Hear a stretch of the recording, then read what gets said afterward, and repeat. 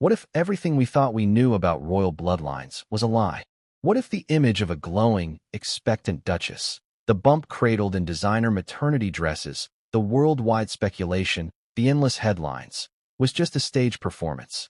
And what if the most explosive royal confession didn't come from a disgraced duke or an exiled prince, but from the woman the world either loved or loved to hate, Meghan Markle herself? Because at 44, Meghan is now allegedly saying the words no one thought they'd hear. I had a hysterectomy when I was 19. And even more shocking, Archie and Lilibet were both born through surrogacy. I can't keep this secret anymore. Before we continue, please hit the like button, subscribe to the channel, and turn on the notification bell for updates. That sentence changes everything. It doesn't just shake the walls of Buckingham Palace. It rattles the very definition of legacy, of royal lineage, of truth itself. It cracks open a narrative that's been carefully crafted for years, brick by polished brick. And now, the foundation is crumbling. But let's rewind. Because this story didn't begin in Montecito or on Oprah's couch. It didn't begin when Meghan walked down the aisle, or even when Archie's birth certificate mysteriously omitted details the press had demanded. No, this story starts with a surgery no one saw coming. A private battle. A decision made in a sterile hospital room that would shadow every step of Meghan's adult life. Every love, every move, every photo op.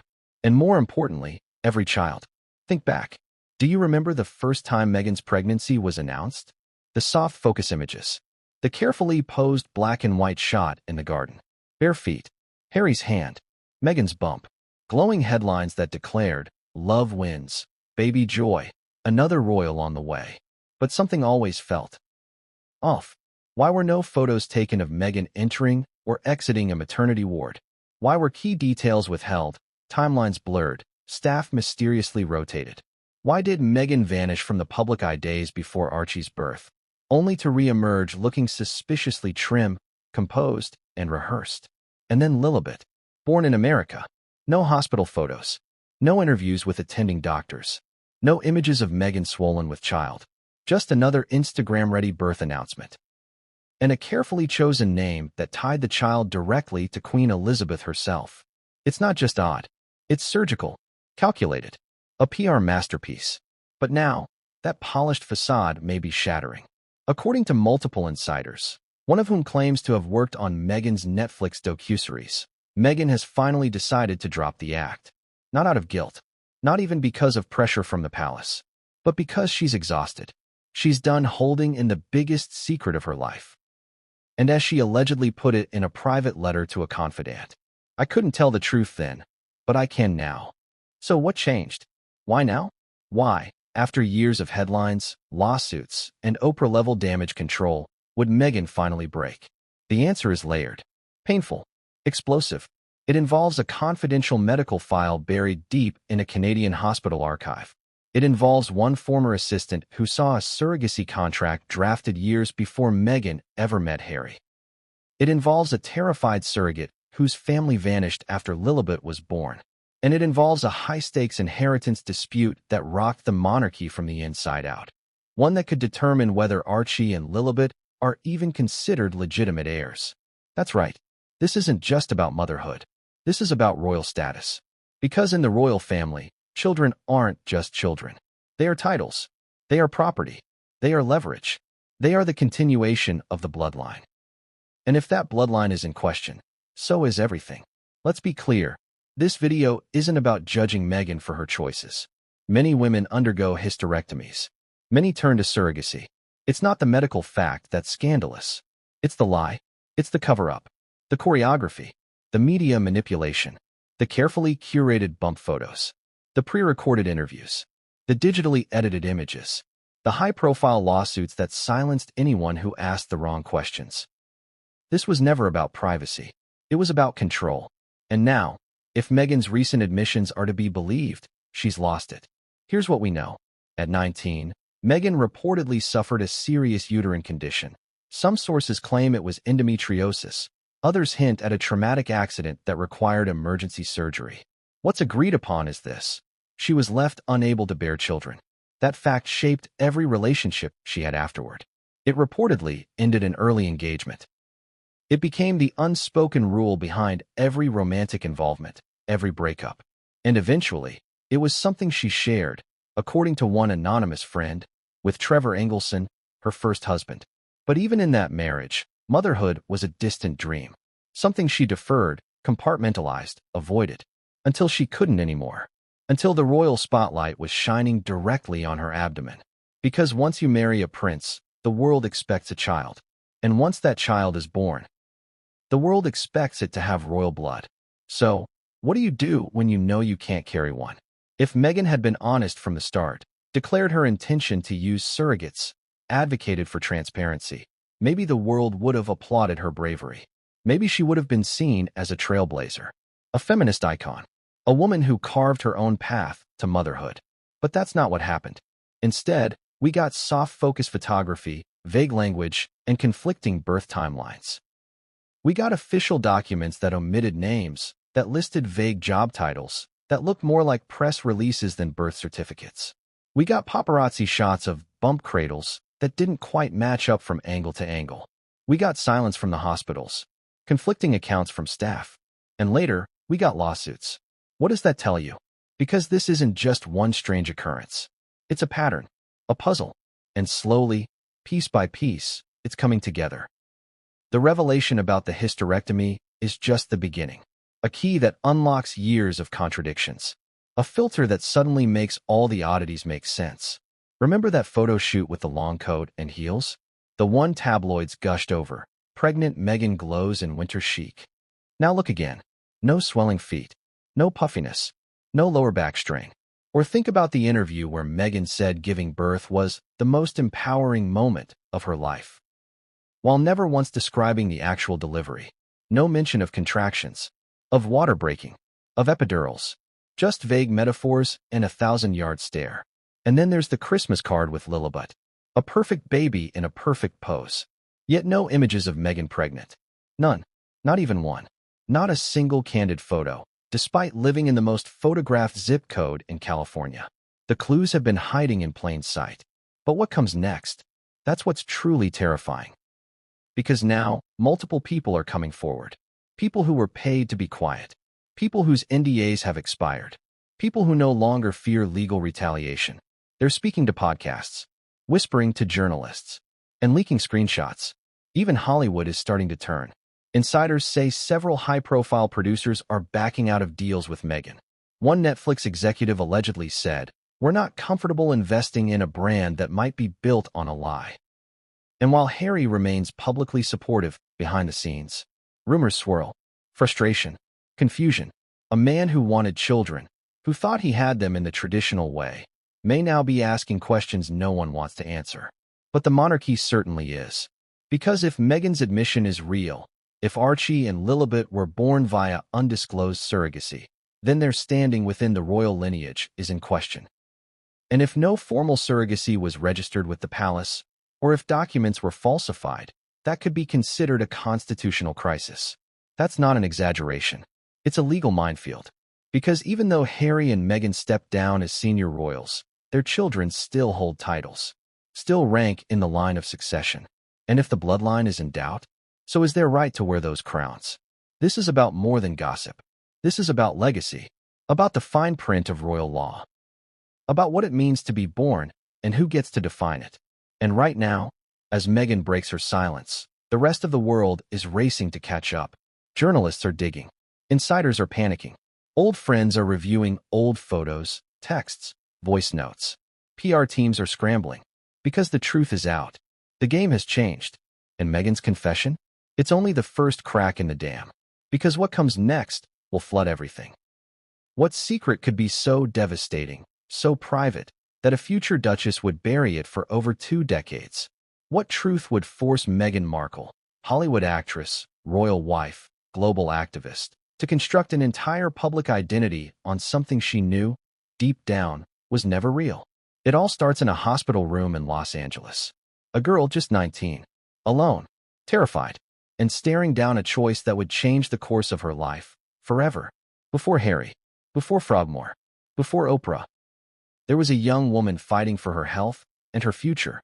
And it's in that moment, beneath the fluorescent lights, behind the privacy curtain, that the myth of royal motherhood began unraveling. Let's pull back the curtain. Meghan Markle was always ambitious. Friends from Northwestern University described her as razor-focused, determined, impossibly polished, even back then. She had dreams bigger than her zip code, bigger than the Hollywood walk-ins she auditioned for. She wasn't just going to be famous. She was going to matter. But something happened during her sophomore year. Something not in any bio. Something that never made it into her many interviews about feminism, representation, or body positivity. A severe medical crisis. One that insiders now claim led to a radical hysterectomy, an irreversible surgery to remove her uterus. At 19. Yes, you heard that right. 19 years old. Before her first Emmy red carpet. Before her first wedding. Before royal dreams even entered the frame. And if that sounds shocking, it's because it is. According to one anonymous classmate who later became a nurse, Meghan disappeared for several weeks in the spring of 2001. No explanation. No official leave of absence. When she returned, she seemed thinner, quieter, more reserved. She didn't talk about it, the former classmate says. She was always so composed. But one night, at a party, she drank too much. She pulled me aside and whispered, "I can't have kids. Not ever." They took everything out. And just like that, the secret was born. The girl who would one day be hailed as the most modern royal mother was already living in the aftermath of a decision she never wanted, but had no choice in. Why so young? What happened? That's where the details get murky. Some sources claim it was due to endometriosis, a brutal, chronic condition that attacks the uterus and surrounding organs. Others whisper about a traumatic injury, perhaps even a late discovery of a congenital defect that left pregnancy impossible. But the result is always the same. A life without pregnancy, without biological children, without the traditional path to motherhood that the royal institution glorifies. Now pause. Let's consider what that means. You're 19. You're dreaming of a future on the screen, of love, of family, of success. And suddenly, that door slams shut. Permanently. Do you mourn? Do you scream? Do you tell your closest friends? Or do you do what Meghan allegedly did? You bury it. Deep. You tell no one except maybe a future spouse. And even then, only when the walls are closing in. You build a persona based on image, not intimacy. And when the time comes, you control the narrative. Think about that. Really think. How many headlines have painted Meghan as the woman who glowed through pregnancy, who cradled her bump with pride, who brought diversity and modernity to the royal womb? And yet, if these revelations are true, it was all a mirage. A performance choreographed not to deceive for sport, but to survive in a system obsessed with bloodlines, fertility, and heirs. Let's go back to the hospital. Insiders now allege that Meghan's father, Thomas Markle, was one of the few people who knew the full extent of what happened. And that knowledge may have fueled his unpredictable behavior in the years that followed. He was angry, one family acquaintance claims. He thought she should have told the truth early. But Meghan always said, "The world doesn't need to know my pain. They'll just use it against me." Was she wrong? Because imagine for a second if Meghan had revealed this years ago. During her courtship with Harry, or even before, the British press would have feasted on it. Royal commentators would have questioned her fitness as a duchess. Tabloids would have run endless stories on who really gave birth to her children. She knew that. And so, she played a different game. But here's the twist. Even during the early days of Suits, long before Buckingham Palace was in sight, Meghan's condition shaped everything she did. Former colleagues say she refused storylines involving pregnancy, that she requested wardrobe adjustments that disguised any suggestion of a belly, that she quietly turned down interviews focused on family planning. She told us she didn't want to talk about kids, a producer says. We thought it was just a PR thing. But now, it all makes sense. And then there's the first marriage. Trevor Engelson, the Hollywood producer who married Meghan in 2011, reportedly struggled with the knowledge that they'd never have biological children. Several sources claim this was one of the many tensions that led to their sudden split in 2013, where Meghan famously mailed back her rings. Did he know before they married? Or only after? Did he agree to surrogacy? Or was that a deal breaker? We may never know. But what we do know is this. By the time Meghan met Harry, the issue of motherhood had become a tightly sealed vault, one she would go to extraordinary lengths to protect. Now ask yourself, how does a woman who cannot carry children prepare to become a royal wife? A role historically synonymous with producing heirs? What if she knew that honesty would cost her the crown? Because here's where the story turns from tragic to strategic. According to one former palace aide, Meghan allegedly disclosed her medical history to Harry early in their relationship. But instead of pulling away, he reportedly promised, "We'll figure it out." There are other ways. Romantic? Perhaps, but also dangerous. Because what followed wasn't just a plan for surrogacy. It was a plan for perception. A plan to hide the truth in plain sight. Let's be blunt. A royal baby born via surrogacy, especially through an American system, would have been considered controversial, even destabilizing. The monarchy thrives on tradition, on the illusion of continuity, on the idea that every royal child is born of royal flesh. So, Meghan and Harry, or perhaps their advisors, crafted a workaround. Pregnancy photos, carefully staged media moments, opaque birth announcements, and above all, silence. For years. But the cost of that silence was astronomical, emotional, psychological, even financial. Because with every year that passed, the lie grew heavier. Every Mother's Day tribute, every baby bump photo, every Netflix close-up, it all came at a price. And now, at 44, Meghan allegedly couldn't bear it anymore.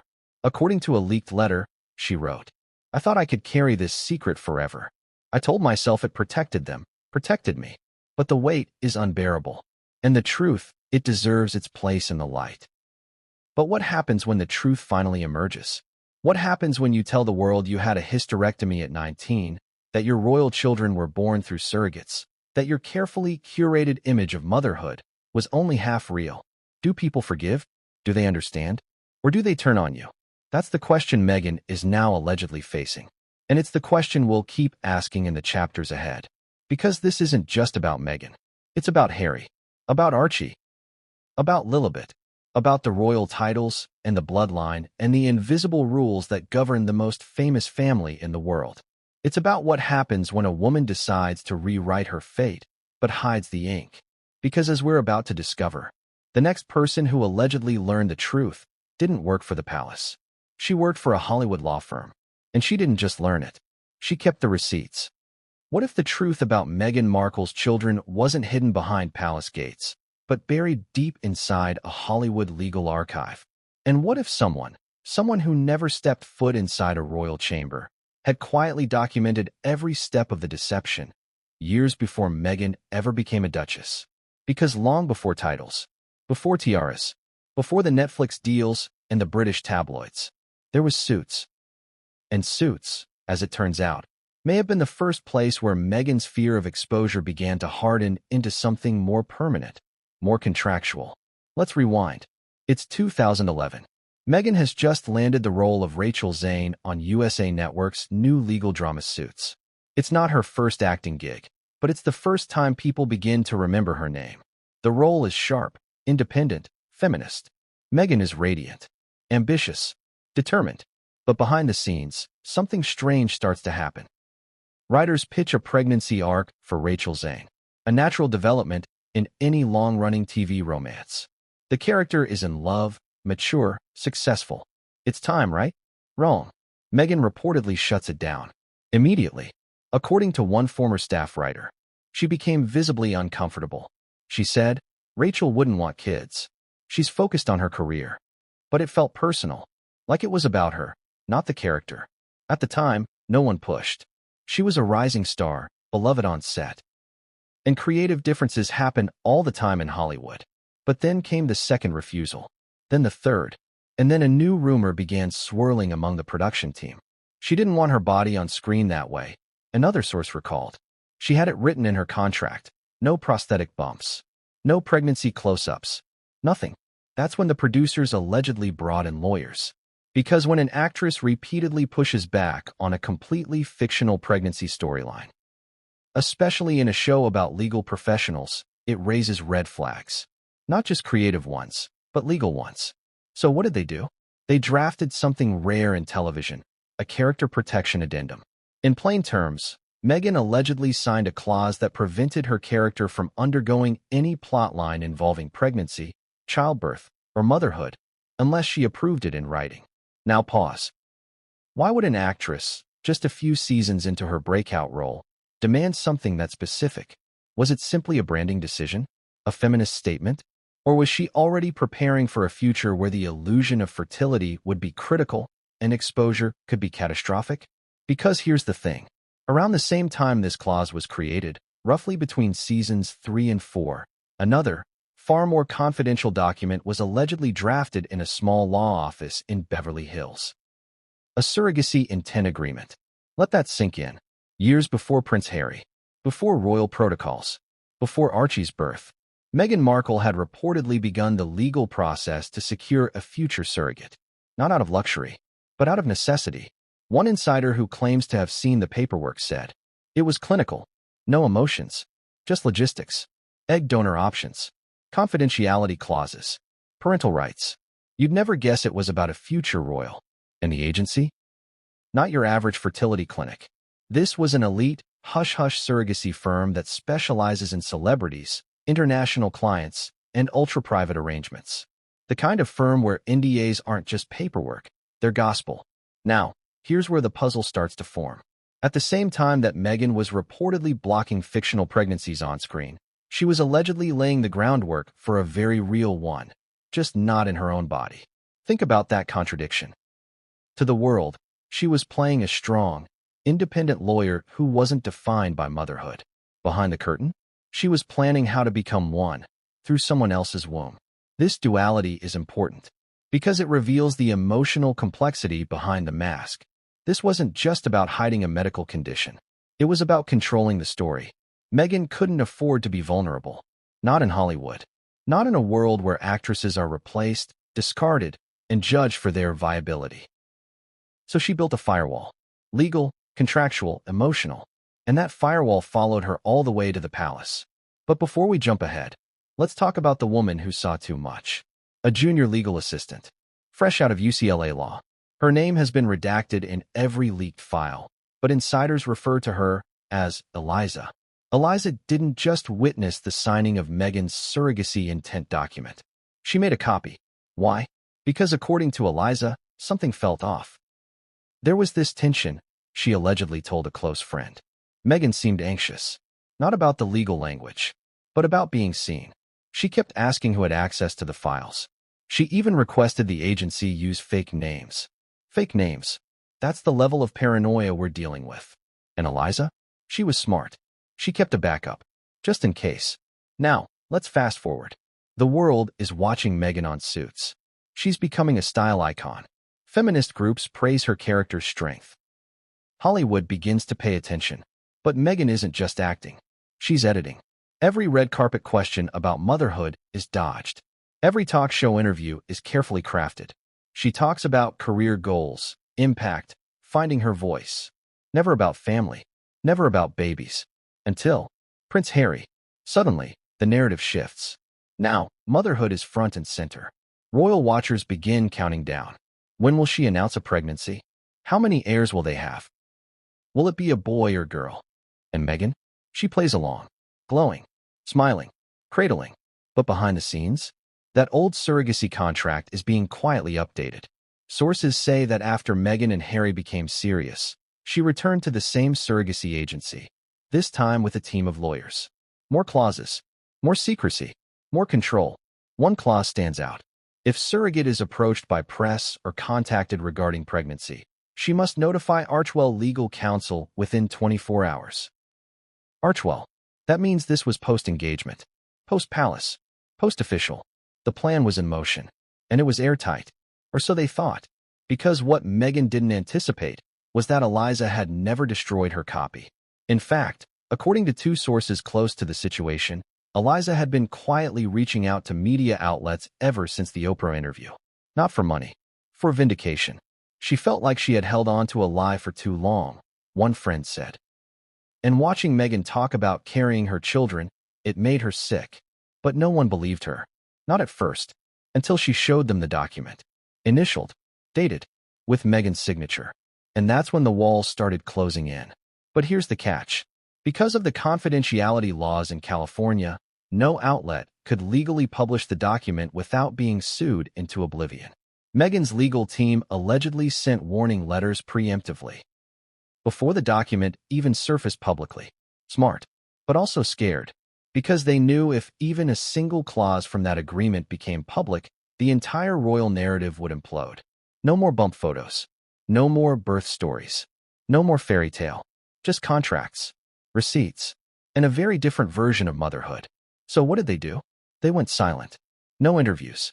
No comments. No confirmations. Just lawsuits. Meanwhile, Eliza disappeared. Her social media accounts deleted. No LinkedIn. No trail. And yet, some say she still has the original document. Hidden. Protected. Waiting. Waiting for what? Maybe for Meghan to admit it.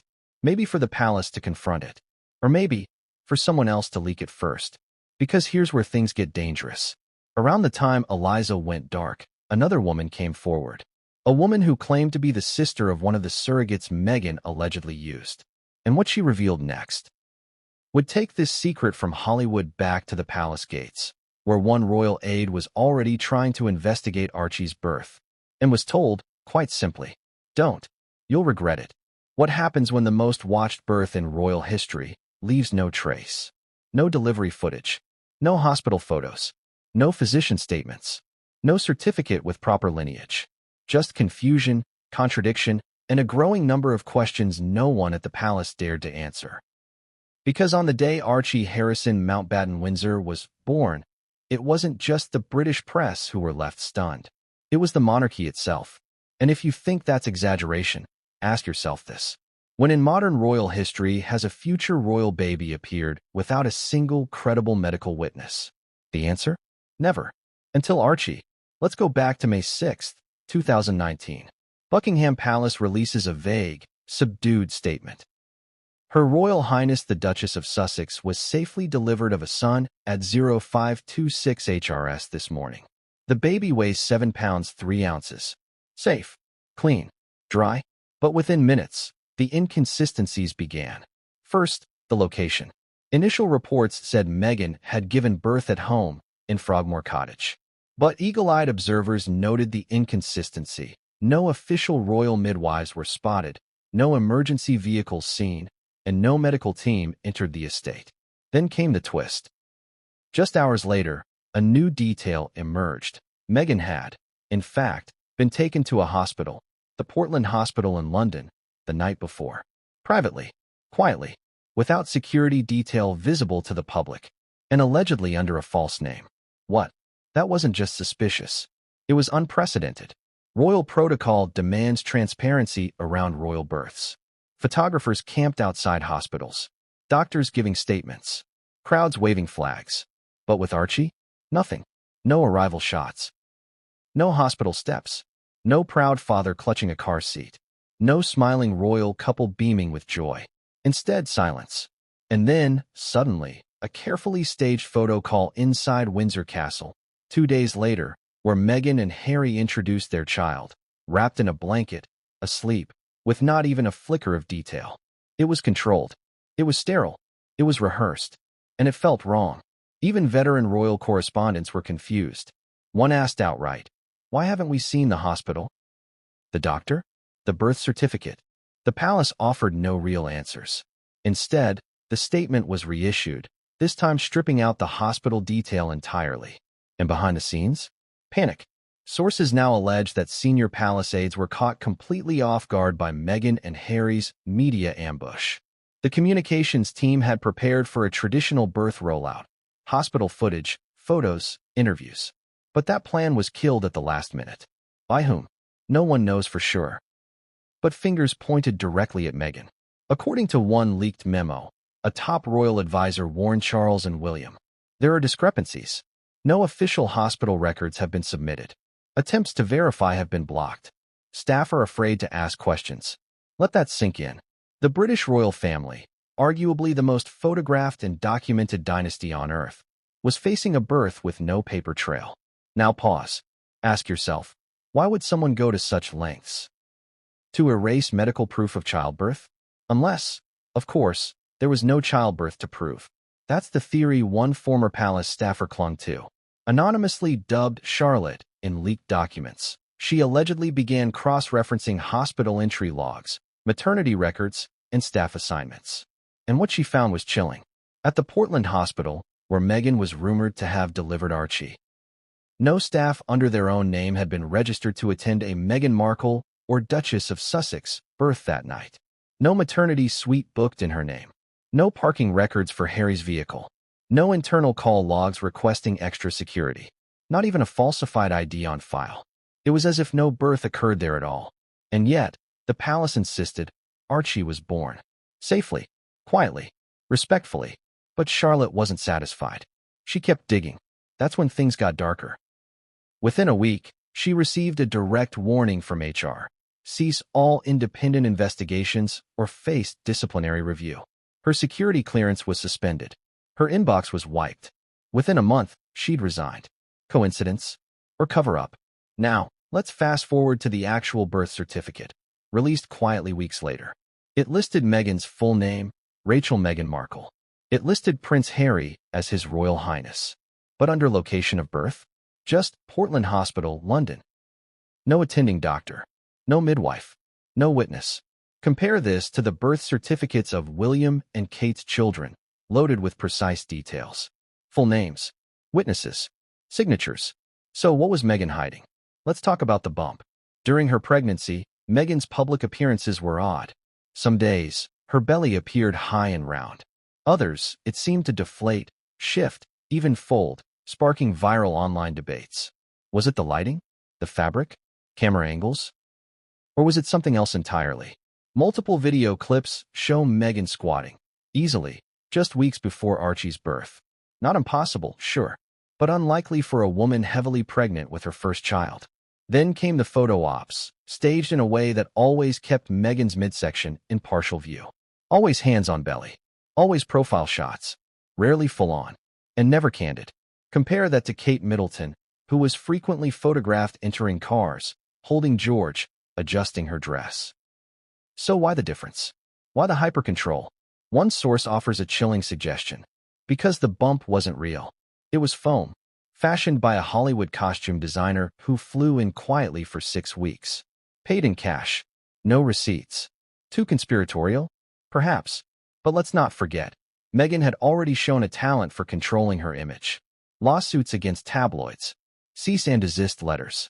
A reputation for carefully curating the narrative. So if someone were to fake a pregnancy for the sake of optics, someone trying to fit into a royal role that demanded it, would Meghan have been capable? Absolutely. And she may not have been alone. Insiders say Harry was strangely passive during Archie's announcement. Several aides noted he seemed disconnected, emotionally guarded, even conflicted. Was it nerves? Postnatal exhaustion? Or something deeper? Perhaps Harry knew, on some level, that the birth he was presenting to the world wasn't quite the full story. Now, let's get to the most disturbing allegation. An anonymous nurse who claimed to work at Portland Hospital sent an encrypted email to a European tabloid just 6 months after Archie's birth. She made 3 key claims. Meghan Markle was never admitted as a patient under her own name or alias. No royal birth was recorded on the night of May 6th. A private birthing room had been reserved for a different woman. An American, accompanied by 2 security guards, who signed a surrogacy non-disclosure. We don't know if that woman was Archie's surrogate. We may never know. But the timing, the location, the secrecy, they all match. And if true, if Archie was born of a surrogate, in secret, while Meghan staged the illusion of pregnancy, then the entire royal apparatus was complicit in a deception. Or worse, they were duped. And that raises the most terrifying question of all. If the palace didn't know Archie was born via surrogate, what else don't they know? Because one thing is certain. By the time Lillibet came along, the strategy had evolved. No hospital, no British media, no paper trail, just a California birth, a PR email, and a name that echoed the Queen herself, Lillibet Diana. But if you think that birth was straightforward, just wait. Because the woman who may have carried Lillibet wasn't a stranger. She was part of Meghan's inner circle. And her sister? She didn't sign the NDA. If you thought the secrecy around Archie's birth was staggering, buckle up. Because with Lillibet, they didn't just hide the truth. They buried it in plain sight. What happens when the royal fantasy becomes so carefully staged, so masterfully scripted, that even the most suspicious onlookers stop asking questions? What happens when every media outlet simply accepts a single email as proof of a royal birth? Because that's exactly what happened in June 2021, when Meghan Markle and Prince Harry announced the arrival of their second child, Lillibet, Lily Diana Mountbatten-Windsor. No televised photo op. No hospital steps. No triumphant father waving to cameras. Just one press release, crafted in Silicon Valley syntax, delivered via Archwell's official channels. Lily was born on Friday, June 4th at 11:40 a.m. in the trusted care of the doctors and staff at Santa Barbara Cottage Hospital. Clean. Corporate. Clinical. But also, strangely incomplete. There was no medical statement from the hospital. No confirmation from any attending physician. No press presence.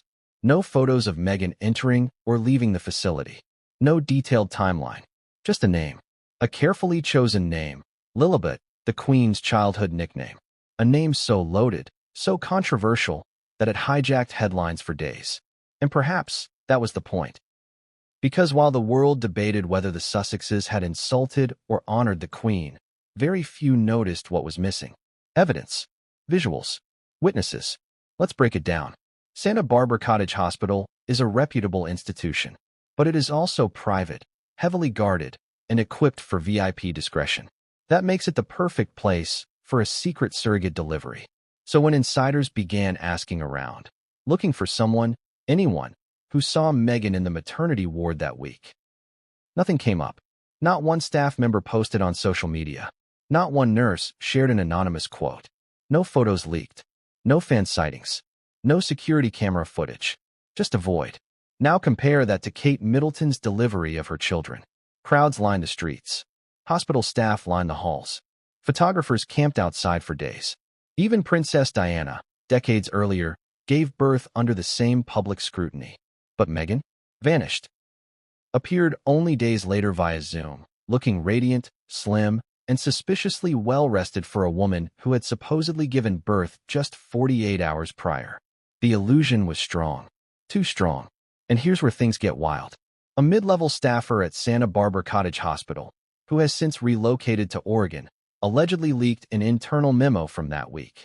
It listed every birth between June 1st and June 5th, 2021. There was no Meghan Markle, no Duchess of Sussex, no patient matching her age, race, or even an alias that could reasonably be linked. But there was something else. A single entry marked private, foreign client, delivering under surrogate representation, legal counsel on site. No name, no room number, no attending physician listed. Just a flagged, sealed record. Now ask yourself, why would a surrogate delivery need legal counsel on site? Because this wasn't just about privacy. It was about control, contracts, custody, and most chillingly, optics. This child had to be born of Meghan, publicly, even if she never carried her. Even if the hospital staff were kept at arm's length. Even if the only people who knew the truth had been made to sign their lives away. But someone slipped. Because a few weeks after the birth, a woman came forward on a message board under the pseudonym MK's sister. Her post was brief. Haunting. She carried the baby. She was terrified.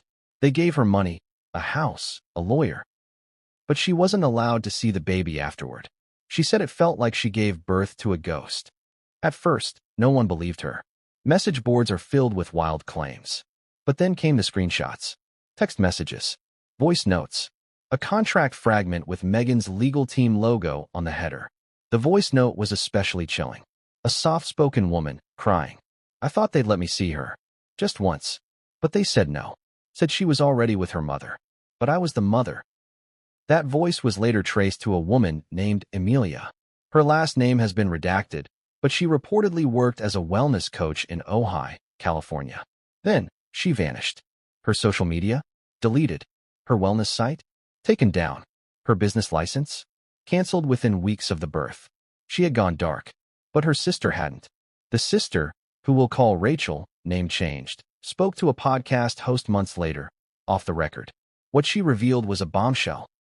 Amelia had allegedly been approached in 2020 through an exclusive surrogacy agency, operating in Montecito. She was offered over $500,000 for medical support, postpartum relocation, and long-term NDAs. The egg donor had been selected in advance.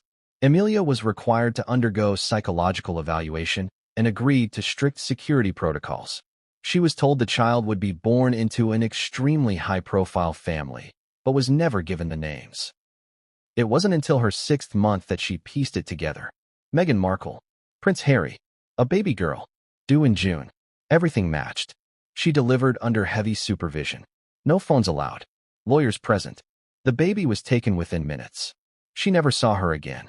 Rachel said Emilia fell into depression, that she tried to reach out to the Sussexes legal team, just for closure, but was shut down. Hard. She just wanted a picture, Rachel said, just to know the baby was okay. But even that was too much.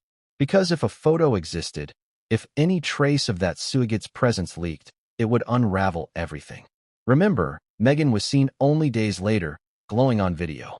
If anyone knew that another woman had actually delivered the child, the illusion would be shattered. No mother's bond. No authentic moment. Just choreography. And that's not even the most disturbing part. Because sources close to Archwell now claim that Meghan ordered every internal document, every hospital payment, every travel invoice, to be laundered through a third-party LLC, one that handles sensitive public figure health expenditures. In other words, they ghosted the paper trail. Even the hospital staff couldn't follow the money. No direct insurance. No billing in Meghan's name. One executive reportedly said, "We were told not to ask. Just smile and nod. This client wasn't our business." But the public? They didn't question it either. Because the name Lillibet was so explosive, so emotionally loaded, that it hijacked the headlines for weeks. Royalists were outraged. Monarchists furious. Did Meghan have the right to use the Queen's private nickname? And while the world debated honor versus insult, no one thought to ask the simplest question of all. Was Meghan ever even pregnant? By the time the smoke cleared, it was too late. The photos had been published. The narrative cemented. The child named. But Rachel, Emilia's sister, didn't stop digging. And eventually, she found a detail even she didn't expect. Buried in one of Emilia's surrogacy prep folders was a handwritten note, scribbled quickly on the back of a legal pad. It read, "They want to name her after a flower. Or a nickname. Diana is non-negotiable. No press, no contact, ever. She will never know me." It was dated 5 months before the birth. And that is where everything shifted. Because if the name Lillibet Diana had been chosen months before Meghan ever announced her pregnancy, then the birth wasn't just controlled. It was scripted, engineered. And that raises a terrifying question. If the palace had no involvement, if Meghan and Harry orchestrated this independently, and if surrogacy laws were bent behind legal walls, then is Lillibet even officially registered as a royal? Because the next chapter in this scandal involves not just identity, but inheritance. And the one royal who allegedly tried to block the titles, Princess Anne, what she discovered, would send shockwaves through Windsor. What happens when the crown itself starts to question whether a royal child was even born into the bloodline? What happens when Princess Anne, the no-nonsense enforcer of protocol and protector of tradition, walks into a private meeting and says the unthinkable? "I want the DNA." That's the moment everything changed. Because until then, the whispers about Meghan's mysterious pregnancies, about Archie's untraceable birth record and Lillibet's vanishing hospital trail, were just that. Whispers. Suspicion. Theories behind closed doors. But Princess Anne wasn't speculating. She was investigating. Let's set the scene. It's late 2021. Queen Elizabeth's health is beginning to decline. Charles is preparing for transition. William is stepping up his public duties. The royal machine is shifting into succession mode, tightening its lines of inheritance, securing titles, reaffirming legacy. And right at that moment, the question of Archie and Lilibet's legitimacy hits the table. Not in public, not even in court, but in a sealed briefing room deep inside Clarence House, what insiders now call the War Room. At that meeting were 6 people: Princess Anne, Prince Charles, a senior royal legal advisor, the Queen's private secretary, one unnamed security liaison, and a medical advisor connected to royal health protocols. What was discussed? The line of succession, the automatic right of Meghan and Harry's children to inherit titles, and the growing concern that if those children were not born of royal blood, they might not qualify. This is where royal law meets royal secrecy. Let's be clear. There is no modern constitutional requirement that royal heirs must be born naturally by the mother. But there is an unspoken expectation, centuries old, that royal lineage must be provable, traceable, documented. And that's where the trouble began. Because when Anne requested access to the full medical records for Archie and Lilibet to confirm their eligibility for future titles, she was denied. By whom? That remains unclear. But what is clear is this. Someone within the palace legal team warned Charles that pressing for medical proof could trigger a public scandal of unimaginable scale. It would destroy them, the advisor allegedly said. It could destabilize the monarchy. But Anne wasn't interested in optics. She was interested in order. And so she asked the question that no one wanted to hear. If these children weren't born of Meghan's womb, who were they born from? And what rights do they truly hold? Charles, reportedly shaken, ordered a confidential inquiry, not an official investigation. No police, no media, just a private verification process. Discreet, quiet, effective. And that's when the real war began. Because according to two sources close to the inquiry, the request was simple. Medical verification of Meghan's pregnancies, hospital records for both births, proof of maternal DNA on file for royal certification, documentation from attending doctors. What came back? Silence. Then resistance. Because Meghan and Harry's legal team, now stationed in California, sent back a blistering response. In essence, our children are not the subjects of your institution. We do not owe you their biology. Boom. That reply sparked outrage within royal circles. Not just for the defiance, but for what it implied. Because if there was nothing to hide, why refuse? Princess Anne, always the strategist, then made a move that stunned even the Queen's most seasoned advisors. She contacted a private laboratory, not in Britain, in Switzerland, and she asked them, through intermediaries, if they had any way of confirming maternal lineage without violating legal protocols. She was ready to go rogue. Because Anne knew what Charles didn't. If the line of succession included children whose birth could not be verified, it opened a legal wormhole for the monarchy. Any future claim to the throne could be challenged. And worse, if the truth came out years later, the crown's credibility could shatter forever. Meanwhile, Charles was panicking. He didn't want to fight with Harry. He didn't want headlines. He didn't want to be the king who questioned his own grandchildren. But Anne? She had no such fear. She began compiling dossiers, interviewing aides, requesting off-the-record testimony from royal staff who'd been on duty during both births. One witness, a mid-level security officer, reportedly told her, "Ma'am, no royal medical unit was dispatched. No royal transport engaged. Everything was outsourced. We weren't even told which car they used." And was furious.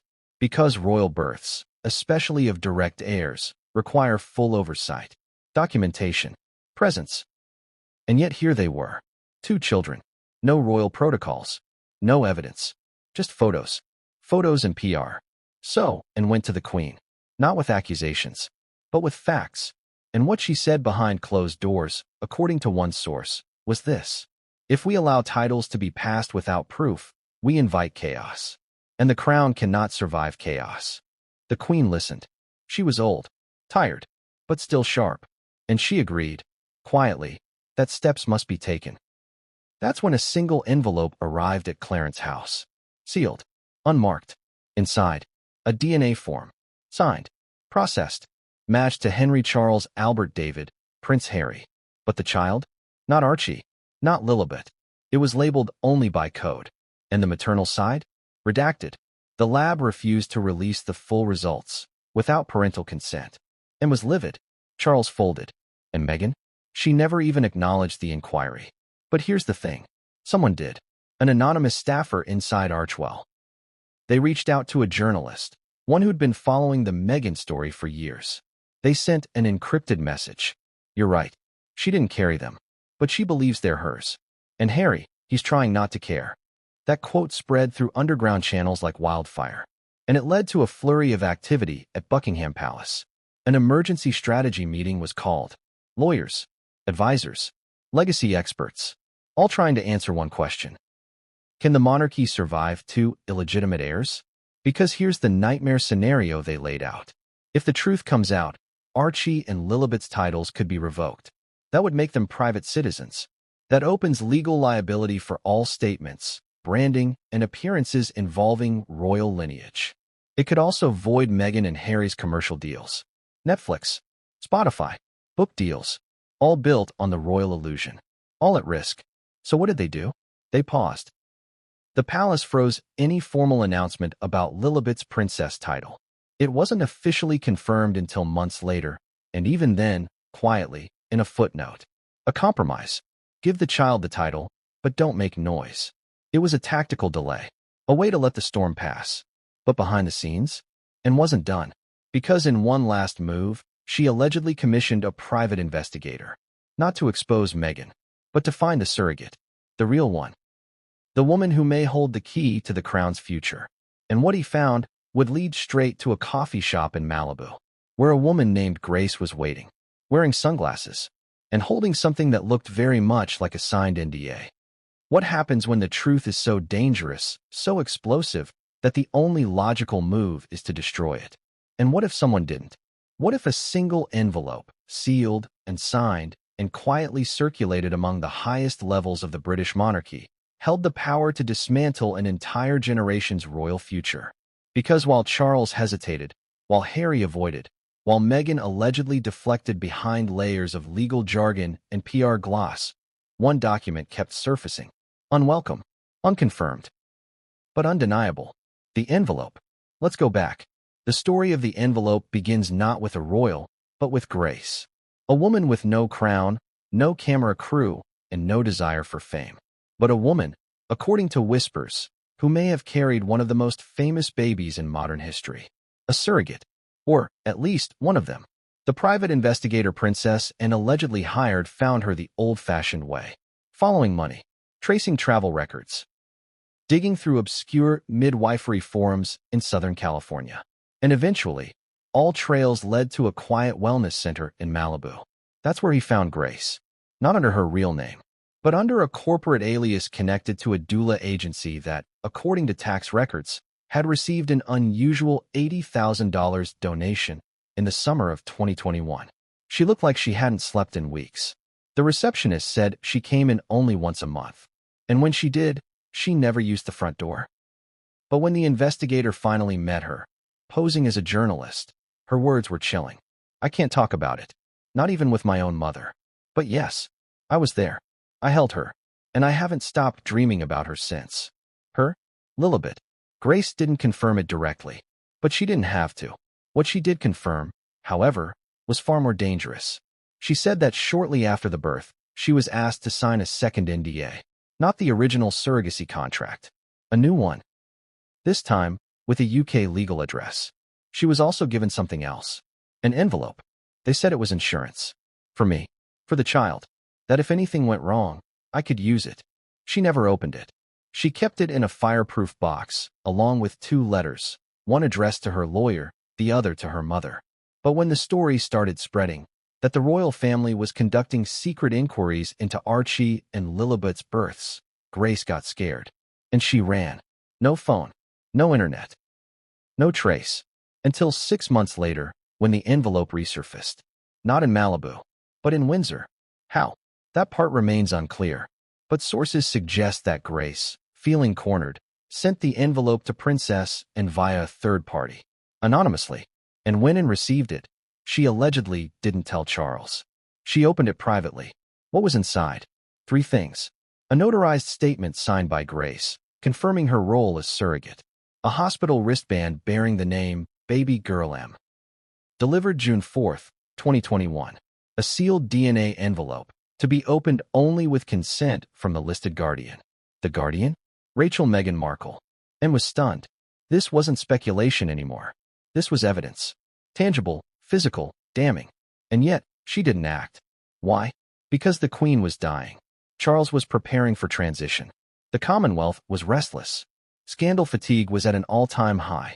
And this would blow the monarchy apart. So, and did what she never wanted to do. She waited. She called a private meeting with the Queen's final counsel.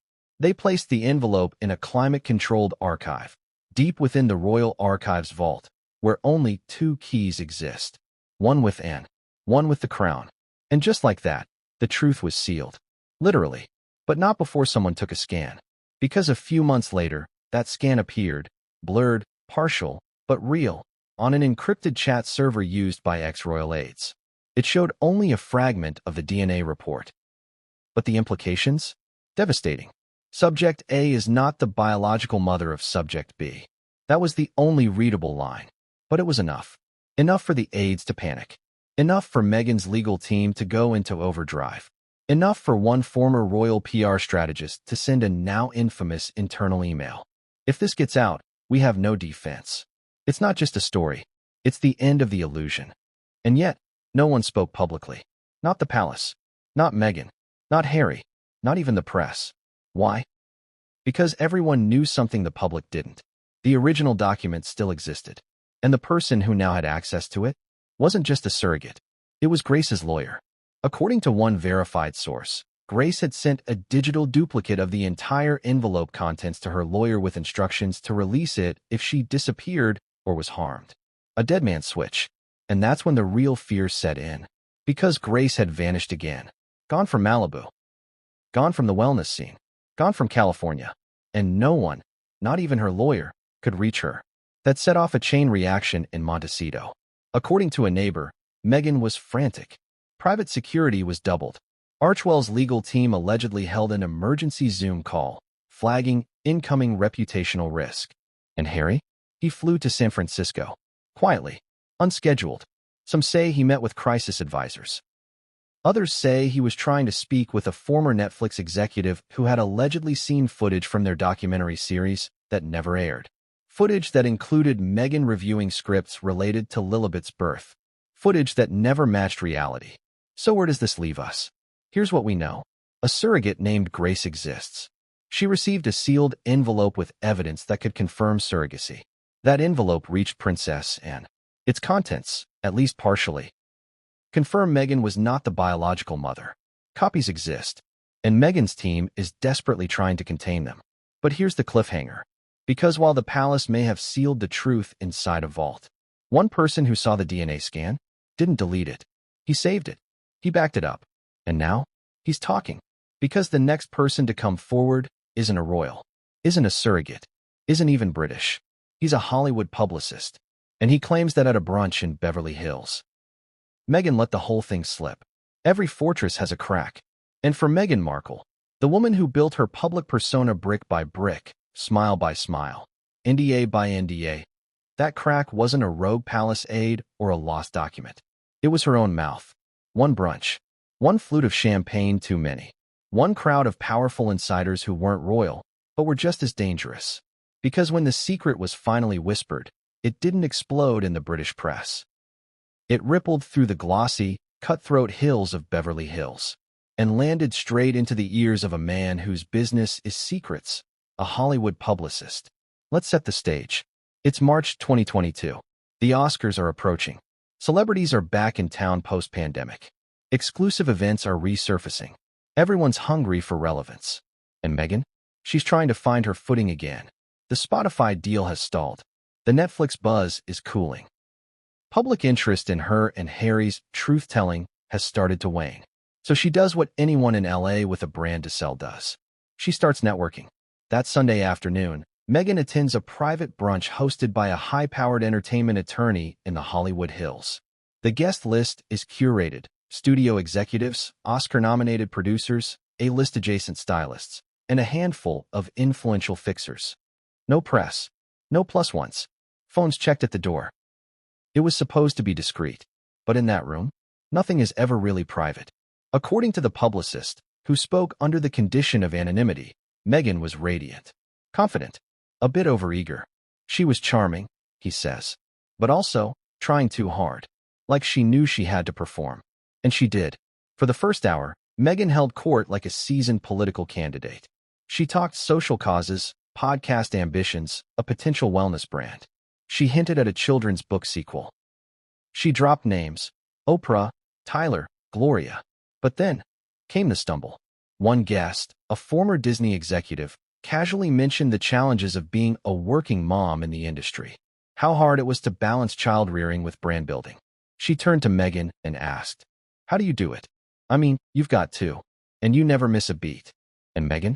She hesitated, just for a second. Then she smiled, leaned in, and said, softly, but audibly enough for the four people closest to her, "You learn to live with the distance. I didn't carry them, but they're mine. Every inch of them." The table went quiet. The publicist froze. The Disney exec blinked. The stylist gently cleared her throat. And Meghan? Realizing the silence, she smiled again. Sharper this time. "Surrogacy is nothing to be ashamed of. I just wasn't ready to go public. Too much noise. You understand." Then she picked up her champagne glass, clinked it with the nearest fork, and pivoted the conversation. Crisis averted? Not quite. Because the publicist, the one person at that table with the sharpest ears, knew exactly what he'd just heard. And in his world, information like that isn't just gossip. It's gold. He left the brunch without saying a word, got in his car, drove to his Sunset Boulevard office, and wrote down every word. Then he made a phone call.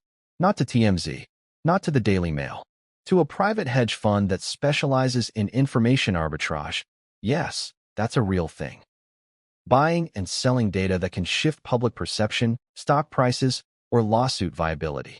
And suddenly, Meghan's confession became currency. Within a week, two powerful entertainment attorneys reached out to the publicist. Each offered him a consulting fee in exchange for a sworn statement about what he heard. He declined, but not because of ethics, because he had bigger plans. He knew that Meghan was preparing for a global comeback, that she was negotiating with several studios for a docuseries about motherhood and wellness, that her team was shopping a memoir about raising royal children in America. He also knew, if the surrogacy story became public, it would nuke every